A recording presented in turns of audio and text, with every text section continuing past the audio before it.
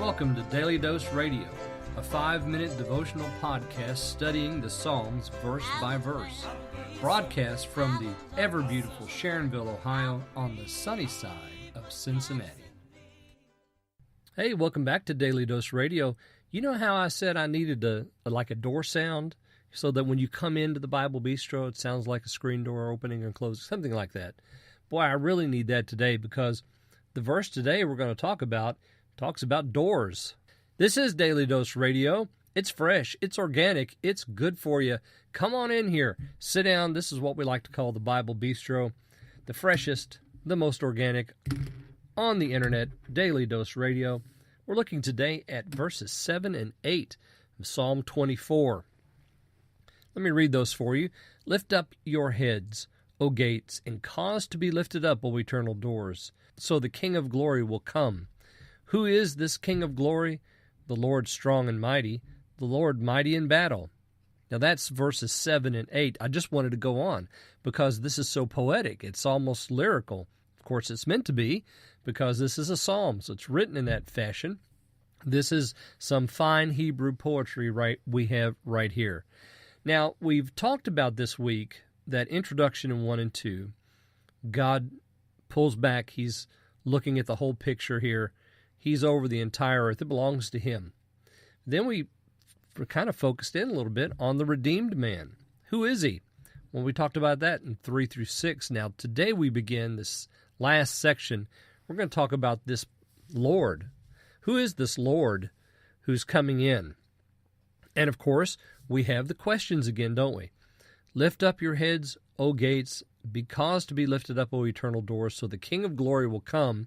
Who is this King of glory? Now, we had, who can ascend into the mountain of the Lord? That was the question for us. Now we have the question, who is this King of glory? We're going to identify Him, and we'll talk about that here in just a second. Go back to verse 7. Lift up your heads, O gates. Adam Clarke suggests that this is a reference to what would have been considered the old porculus system. So you had behind the large wooden gate, of course the wooden gate was large and banded with iron, and those bands were on hinges, and it would open and close. But then behind that you had, of course this is in the European style of castle defense, behind that you had a porculus made of iron, and that was a grid, and that thing could be lifted because it was on pulleys, and so it would be lifted up behind that big door, and it would look like the head of the gate because it would stick up above the gate itself. So he suggests that perhaps that's what we have here. Lift up your heads, O gates, that is, raise the porculus, and cause to be lifted up, O eternal doors. And those are those big wooden doors that swung out, or in, probably out, because the porculus was meant to come in behind those doors to keep the door from being breached, because the door is the weakest part of the wall. But now, what are we doing? We're opening all that up, and the King of glory will come. So who is this King of glory? Why would we do that? Why open up that door? And here we have an interesting thing. Could be antiphonal, reply-response kind of thing, or question-response. Who is the King of glory? Spoken by the worship leader, and then the people say, the Lord strong and mighty, the Lord mighty in battle. And we're going to have that repeated again in the next set of verses in 9 and 10. And again, think of somebody speaking the question and then a group answering the question. And perhaps even this is a group of folks that's in procession.